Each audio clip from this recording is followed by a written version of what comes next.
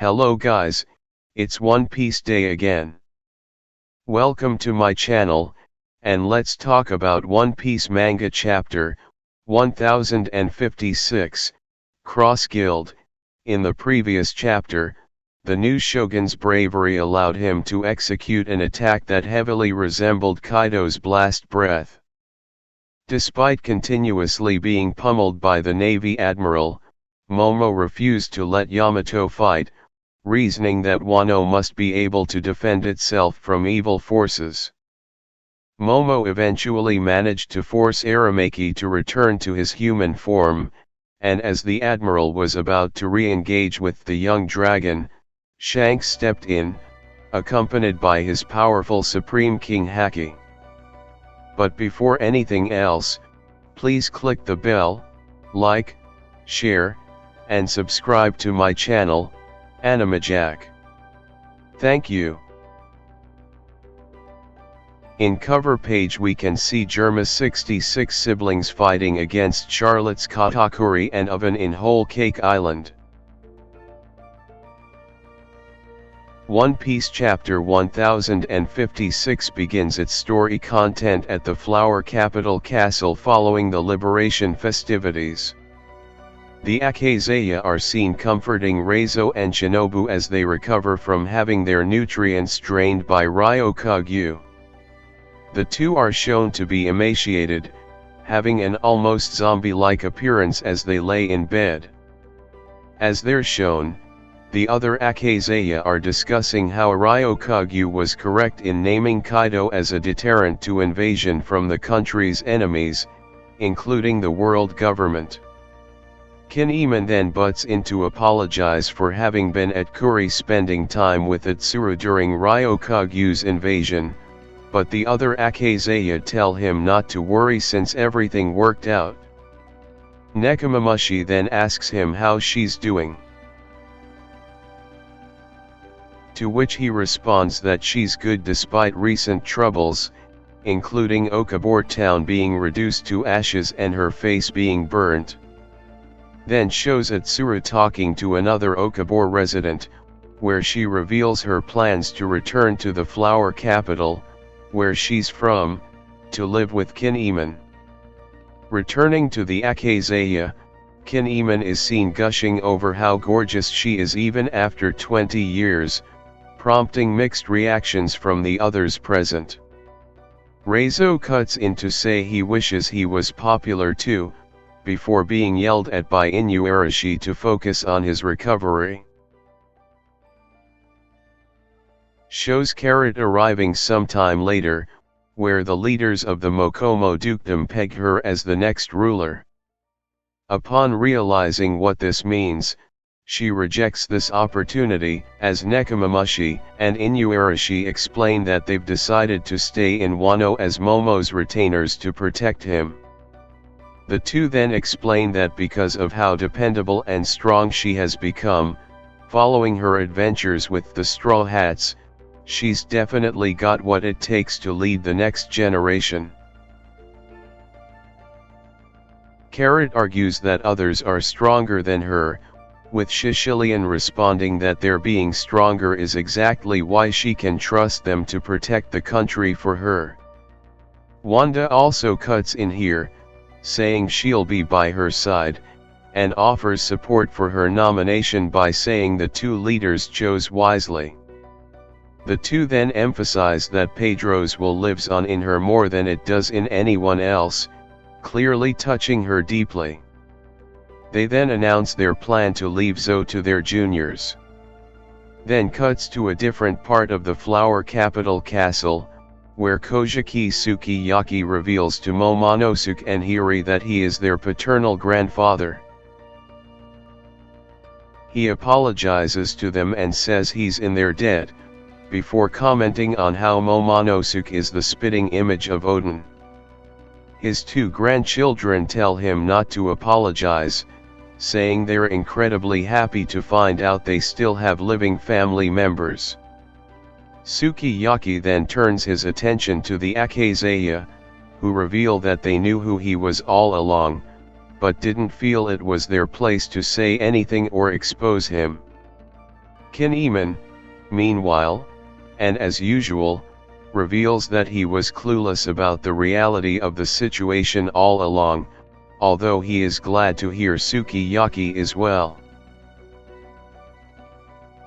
The former shogun then says there are things he can shed light on, asking that once this is done, he be allowed to live anonymously among the people in this new era of Wano.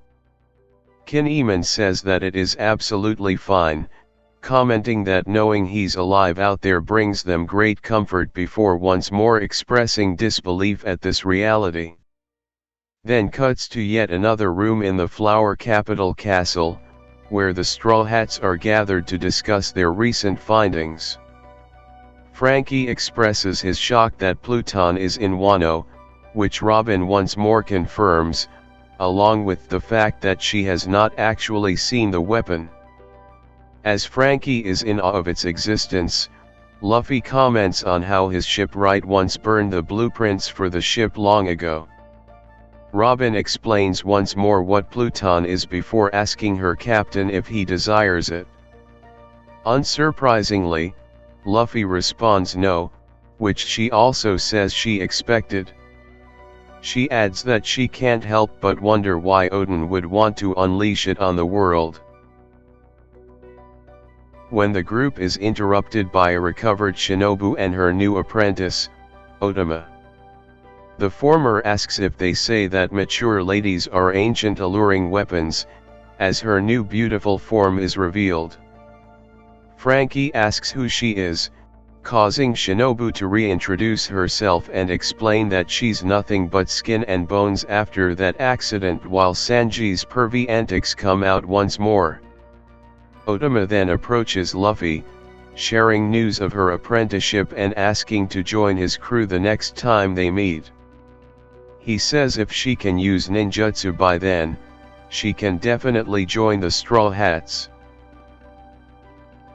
As the group celebrates, an uninvited guest listening in on the conversation in the form of wet-haired Caribou. He establishes that he heard that Pluton is in Wano, before commenting on how there's a certain someone who'd love to hear this. Most likely, this someone is either Blackbeard or a Marine/World Government member. Then cuts to a few days later, where Momonosuke is looking down on the bustling flower capital as shonen duties are read aloud to him. It seems that Wano is set to begin the restoration of its various villages, but he looks down at children playing instead, apparently uninterested in these duties at the moment. He then walks through the halls of the castle, where people call out to him as he passes by on his way to an unknown destination. He then arrives at the room where the Straw Hats were in the previous scene, asking Zoro to teach him some sword techniques before realizing they're all gone. Now with a worried look in his eye, he begins racing from room to room, calling out each of the Straw Hats' names.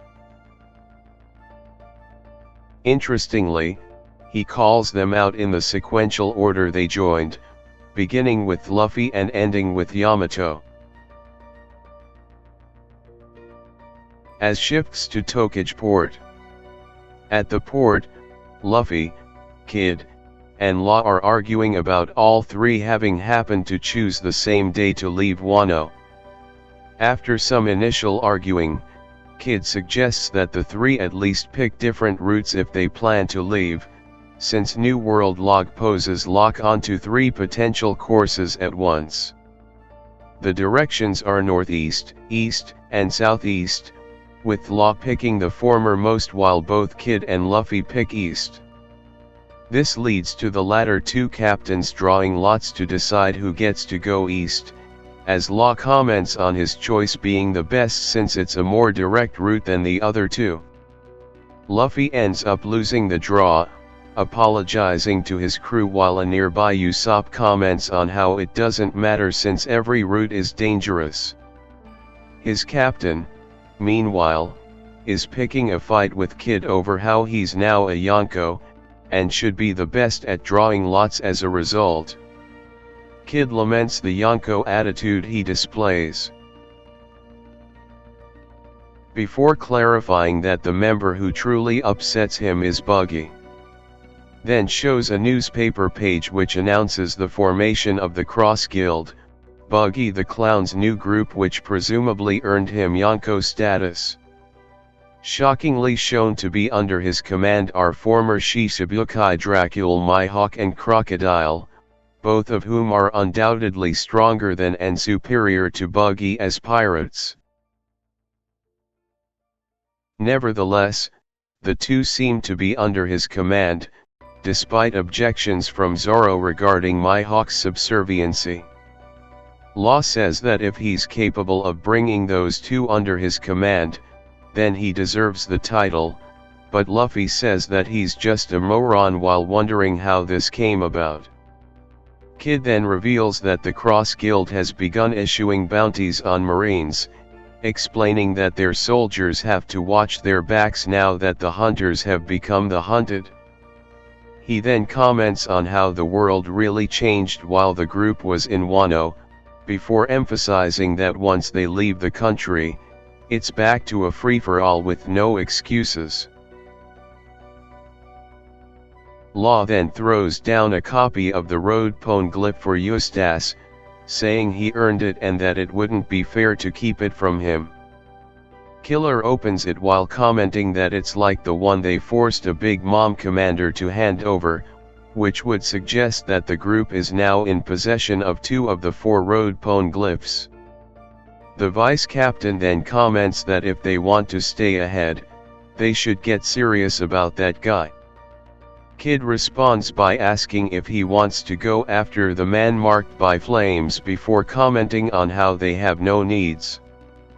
A note here says the phrasing is unique, and implies a burn or scar shaped like fire. Luffy asks the two what they're talking about, as of Law is shown, which seemingly implies him to understand who the two are discussing. Robin also looks unconfused, as Kid teases her captain for him being one step ahead in this situation. Once more shifts back to the flower capital, where Momo and Kinemon have found Yamato. After calling out to her one more time, she responds from her usual resting place on the roof, where she announces that she's made up her mind. She says she's about to depart to meet Luffy and the other Straw Hats, before announcing that it's time for her to live like Odin did.